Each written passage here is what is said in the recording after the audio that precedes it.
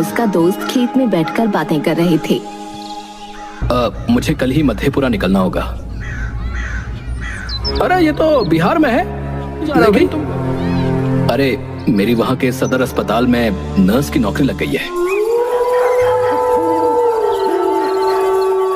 मधेपुरा एक छोटा सा स्टेशन था जहां कुछ चुनिंदा ट्रेनें ही रुका करती थीं। रहीम ट्रेन से उतरता है और ट्रेन चली जाती है। स्टेशन पर पूरा अंधेरा होता है। पूरा स्टेशन खाली और सुनसान था। दूर दूर तक ना ही कोई दुकान और ना ही कोई इंसान था। कितनी ठंड है, कोई इंसान भी नजर नहीं आ रहा है।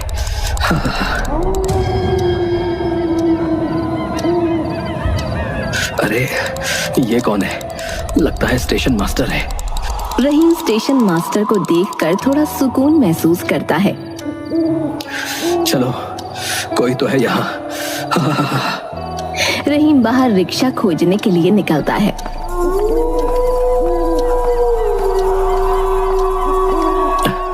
अरे यहाँ तो एक भी रिक्शा नहीं है। अब क्या करूं? वापस स्टेशन जाकर एक बार स्टेशन मास्टर से पूछ लेता हूँ। स्टेशन मास्टर किधर गया? अभी तो यहीं था।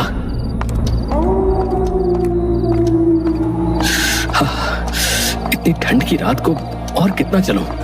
कहां कहां भटकूं? थक भी गया हूं काफी।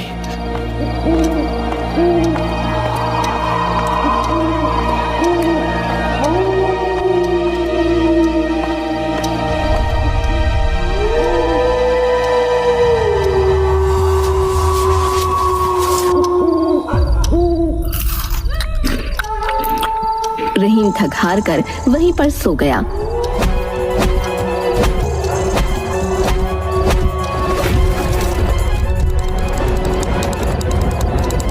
कि तभी उस स्टेशन मास्टर का आधा मुंह जला हुआ था। रहीम ये देखकर डर गया। उठो उठो, मैं थोड़ी देर में यहाँ से चला जाऊंगा। ठीक रहेगा अगर तुम भी किसी सुरक्षित जगह पर चले जाओ। रहीम ये सुनकर थोड़ा सहम गया।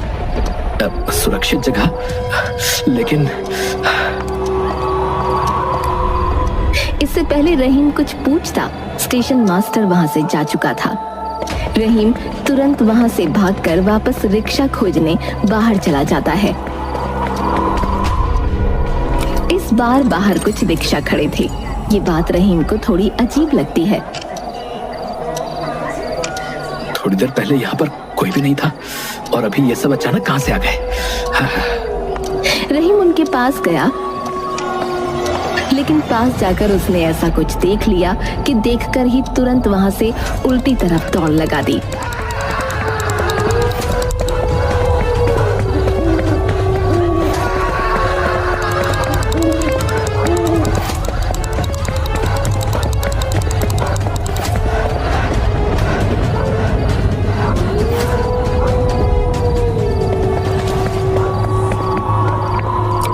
जल्दी चलो भैया, जल्दी। पैसे जितने भी ले लो, लेकिन यहाँ से जल्दी चलो। ऐसा क्या हो गया भैया? पहले यहाँ से चलो।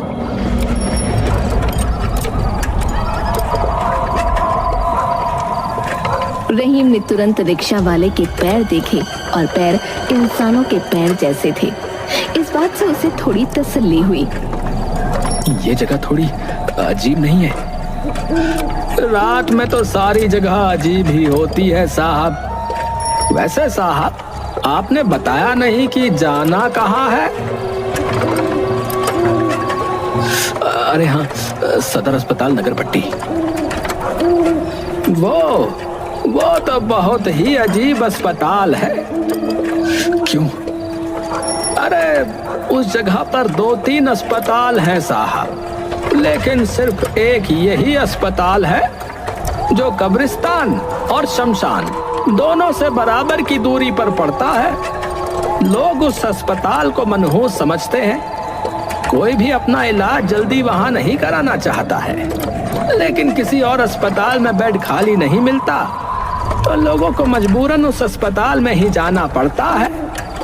लेकिन आप चिंता मत कीजिए, वहां पर हमारे बहुत सारे दोस्त रहते हैं। कुछ दिक्कत होगा तो बताइएगा। अच्छा?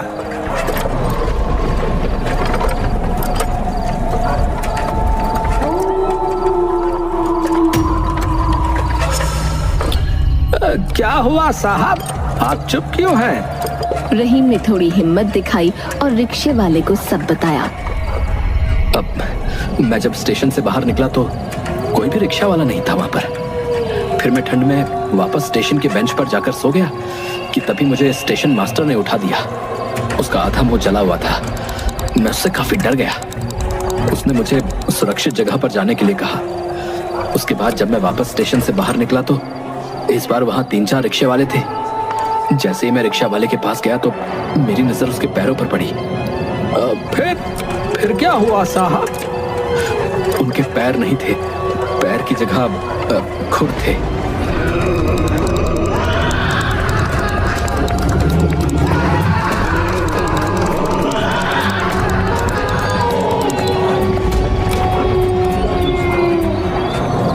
या अल्लाह, रात का कोई भरोसा नहीं, सिर्फ पैर ही देखे आपने? हाँ, और क्या देखना था? आपने उनके कान और आंखें नहीं देखी? कहीं वो यही खुर तो नहीं थे? रहीम वहीं बेहोश हो गया। लगता है ये रहीम है। अब चलो, कुछ तो काम आसान होगा हमारा। लेकिन ये यहाँ रह पाएगा तब तो। मैं कहाँ हूँ? सदर अस्पताल में। मैं यहाँ कैसे पहुंचा? पिंकी के पति रात को खेत में हल्के होने गए थे, तुम वहीं पड़े मिले। मैं वहां क्या कर रहा था?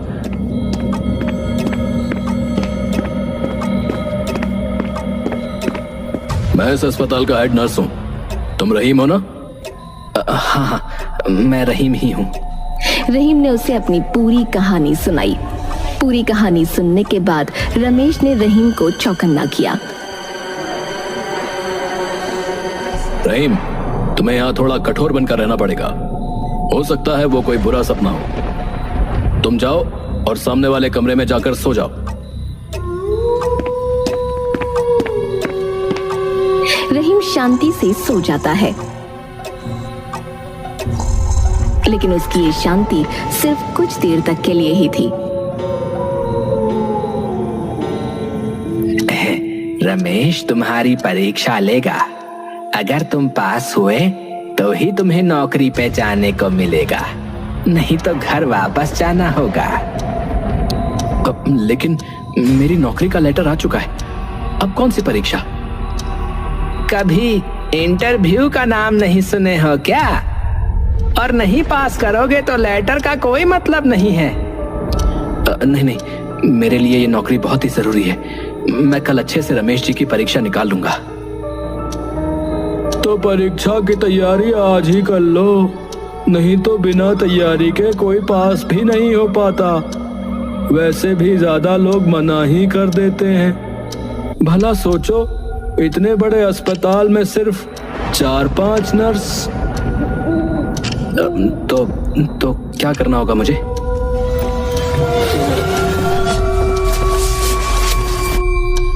सबसे ऊपर मुर्दा घर है, जाके सारी लाशों के मुंह में ये लड्डू रख कर आओ। अगर कुछ हो गया तो अभी ही मेरे साथ कुछ घंटों पहले एक भयावह घटना घटी है। वो तुम्हारा सपना था। यहाँ का माहौल ऐसा है कि लोग ऐसी चीजें सुन सुन के वहम का शिकार हो जाते हैं। तुम ये लड्डू लो और जाके परीक्षा की तैयारी करो। और लड्डू निकालेगा कौन, वरना मुझे डांट पड़ेगी। ये सुनकर सब हंसने लगे। रहीम पीछे मुड़कर देखता है, लेकिन वहां कोई नहीं था। रहीम जैसे ही सामने मुड़ता है, वैसे ही एक परछाई उसके सामने से निकल जाती है।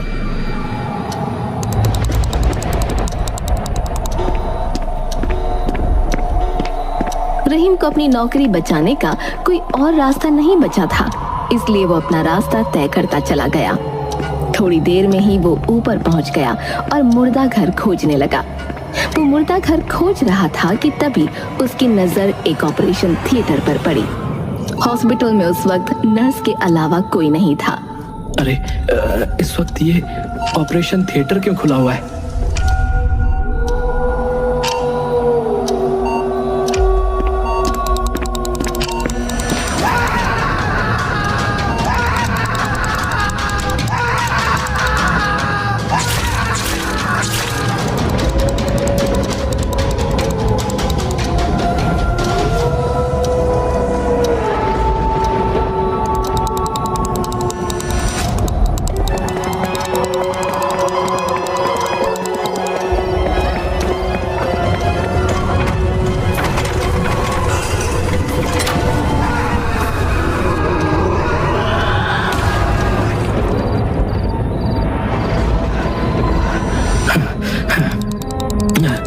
शायद कोई बुरा सपना होगा।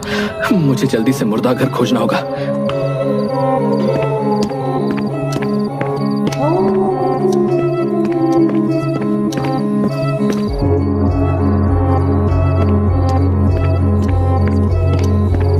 रहीम ने जैसे ही पहला बॉक्स खोला, उसमें एक बूढ़ी औरत की लाश थी। रहीम ने जैसे तैसे उसके मुंह में लड्डू रख दिया।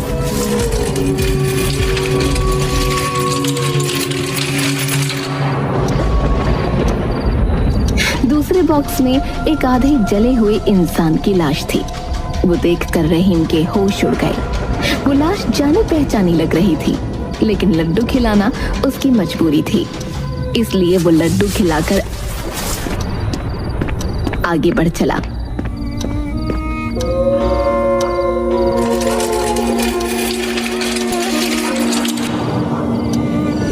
तीसरे बॉक्स में रिक्शा वाले की लाश थी। रहीम को अपनी आंखों पर भरोसा नहीं हुआ। उसने उसके मुंह में भी एक लड्डू डाल दिया। या खुदा, ये क्या हो रहा है मेरे साथ? ऐसे तो लड्डू खत्म ही नहीं होंगे। एक काम करता हूँ, अपनी आंखें बंद कर लेता हूँ ताकि किसी को देख ही ना पाऊं। न देख पाऊंगा और न ही डर लगेगा। रहीम ने आंखें बंद करके सारी लाशों को एक एक करके लड्डू खिला दिए। जैसे ही लड्डू खत्म हुए, वैसे ही रहीम तुरंत बाहर की तरफ भागा कि तभी पीछे से आवाज आई, रहीम, एक और लड्डू मिलेगा। रहीम, एक और लड्डू मिलेगा। तुम लोग हमारा हिस्सा बनोगे।